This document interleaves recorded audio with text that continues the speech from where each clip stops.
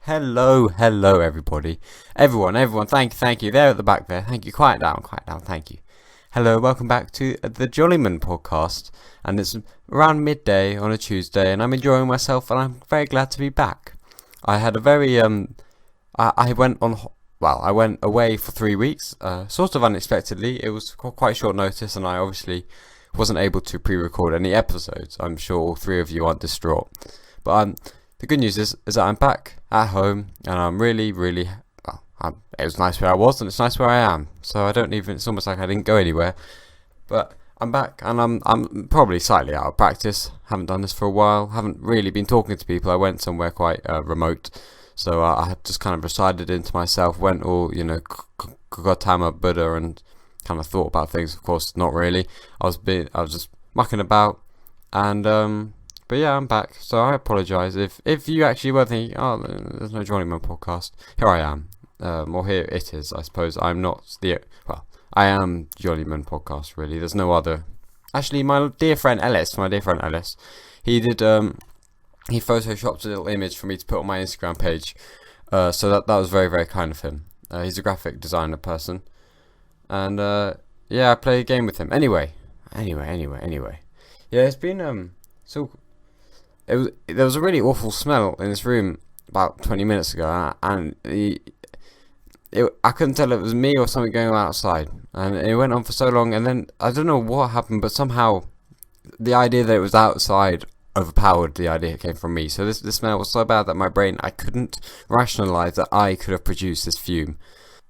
Yeah, no, since I got back, I was just watching some stand-up, and there's a comedian in America who's no longer, he passed away 9 years ago when he was quite young. He's about 40, and he's called Patrice O'Neill, and I was watching some of his stand-up earlier, and it's just ridiculous how intense this guy was when he's performing. I was just watching it, it's actually incredible how good some people can get at what they do. It's really quite exciting, really, because I think in this time we've sort of forgotten about the extremities of like what humans are capable of, in terms of everyone's been dulled down. Everyone, unless you're like, I suppose, like a healthcare worker where you're doing really extensive work, but everyone else has sort of had to retract back to like a more like average level. All the, maybe like, for example, the comedians, they haven't been to be on stage, so they've lived a life of somebody who wasn't a comedian, and I guess suppose being a comedian is quite like seems like quite like a unique thing. So then they're becoming less, like a bit more like more common lifestyle, and we've all kind of like drifted away from like what we are capable of, I think. And it's also like, so it was strange for me to go back to seeing someone who was at the peak of what they were doing, and being so like exhilaratingly good at it. I hope that once this is over, people like during this period have kind of been storing up all their energy and all their ability to, and their desires and their plans, and they've been trying to think about the future that they genuinely want for themselves, because it's really quite exciting. Once you start putting bricks in the wall, you pick the plaster down, put the first brick, put the second brick. Oh god, the first few bricks you put in the wall are always a bit wonky, and you keep going, and then you realise you built a wonky wall, so you go back again, and that's what it was like for me doing stand up. Fucking awful. First 9 gigs. How many gigs have I done? I've done 27. So all of them, apart from about 4, have been abysmal.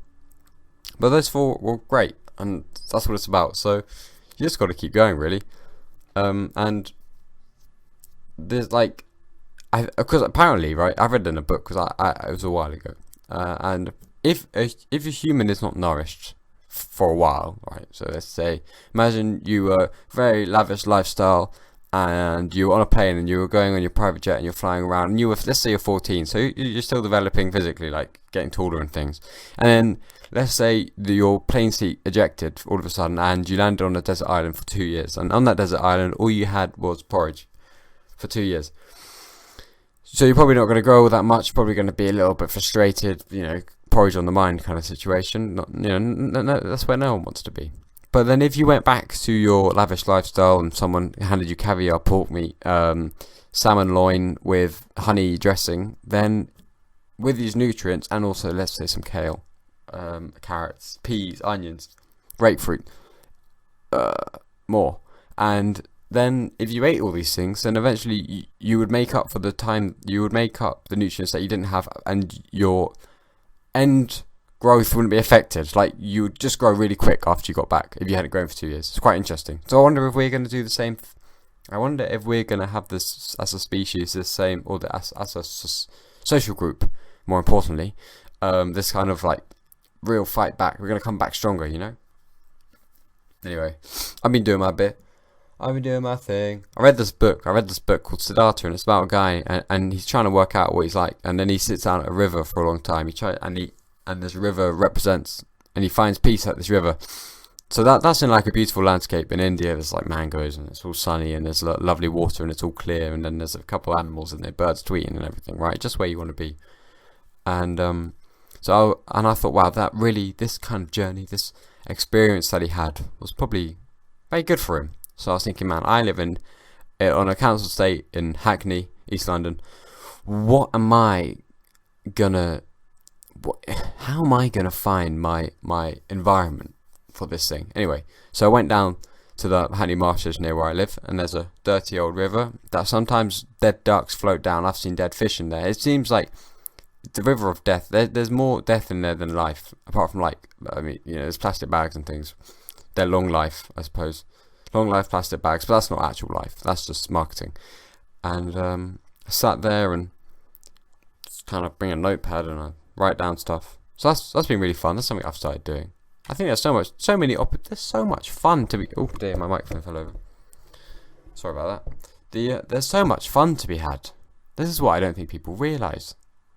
Like, you if you wanted to have fun, you could just go to a park and walk backwards for 5 minutes. And just get used to walking backwards. Do it in an open area, no hazards. Alright, look, the NHS is already overstimulated. We don't need any idiot falling backwards on his head, right? But just walk around backwards for a bit. You'll be like, wow, this is very strange. I'm travelling in this direction, but I'm looking this way, and everything that I'm looking at is getting smaller, but because I'm moving away. And you could just have fun like that. Or maybe you wanted to have fun. How many other ways are there to have fun? You could buy really cheap biscuits and build a biscuit house, or whatever. You know, quarantine doesn't have to put you in the dirt, is what I'm saying. You know, all these ideas of I'm going to have fun by doing this, and by my old ways of going to the pub, or I don't really know how people have fun. They kind of drink and things. They drink and they smoke cigarettes and they talk to people, which is quite lovely actually. Sometimes, not all the time. That's the thing about people, they're kind of taxing after a while. You know, you talk to them, you're like, wow, this person's nice, and their views are interesting, and I've had some of this stuff before, but it's quite nice to hear them from a new mouth. It's quite interesting, again, to see that different people have the same views. And then sometimes you're like, wow, I mean, people, how can you be alive for 17 or 18, or unfortunately sometimes like 40 years, and not have anything interesting to say? Come on. Surely you've seen some stuff. Something exciting must have happened at some point. Even if you weren't going out to find something exciting. For example, you didn't go on a crazy holiday just for the fuck of it because you just wanted to experience a new place, or you don't try new things. Something's got to happen just by coincidence, probability. A mattress has got to fall out of a window while you walk down the street. Something like that. But yeah, people are fine. I'm not putting myself in a position there where I'm implying that I sort of am implying that I'm interesting, but it's more, I gotta just be silent, really. It's much more comfortable. But yeah, since I've been back, it's not about me, man. I wonder if people who are in satellites are doing alright. Do we send them up food? I don't know. Because they must be incredibly vulnerable but they don't breathe. Oh, wow. I just realised they're very not vulnerable because they breathe into themselves, don't they? Don't they have, like, spacesuits on? So they're in a bubble. Boris Johnson will be proud. They are in a bubble, all these spacemen, all these astronauts, space women also. Boris Johnson will be proud. We need to be in bubbles. You can form a bubble with somebody else. I see. So I'm in a little bubble, and they've got a little bubble, and we form a bigger bubble.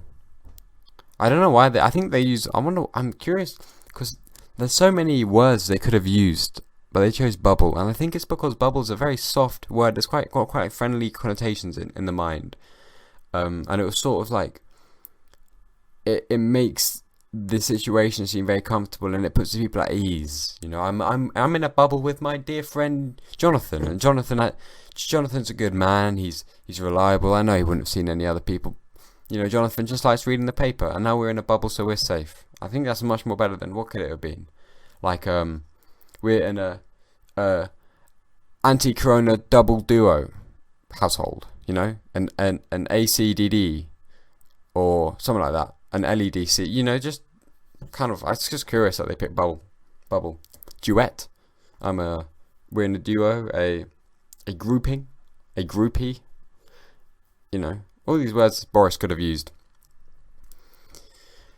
Protests have been happening. I think the protests are good. It's always nice just to remind yourself that actually a lot of people have problems. And it's always nice to hear from them, because at the end of the day, all we want to do is express ourselves. I think any form of expression is great. If you're tearing down, I think if you can tear down a statue, you can also take it when people say, "Hey, don't tear. I don't like how you tore down my statue." Like, if you can express yourself, you have to allow other people to express themselves back.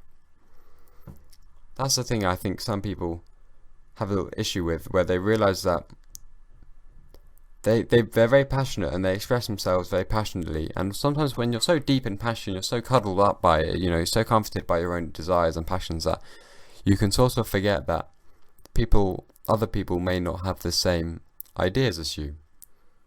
And then when you go out, and then you're very shocked, and this shock leads to like shutting off the other opinions of other people, because you just can't believe it. And I think that's where you get a bit of harm. Then the newspapers have to come in and be like, all this, all that, and they start blurring all the lines, making things all difficult, making things. All newspapers do, they just mulch it up, and they make it so that it's all like pasteurized, and sort of you can't get anything from it.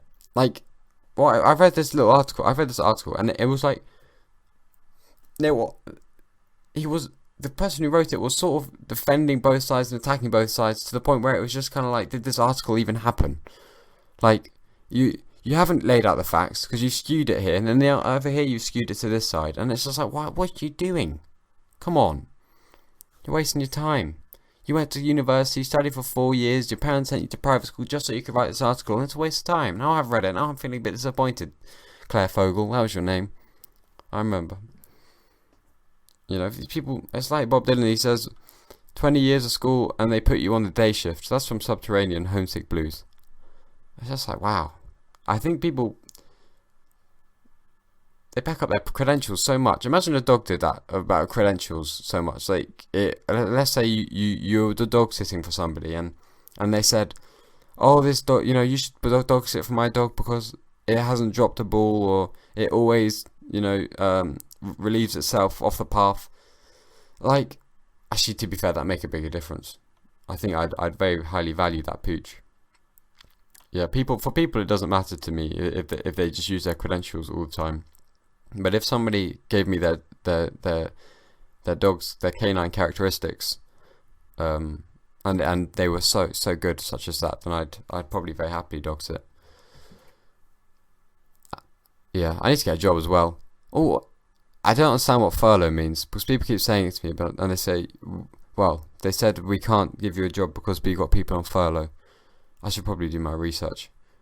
The working world is so tiresome. Everyone's so sad.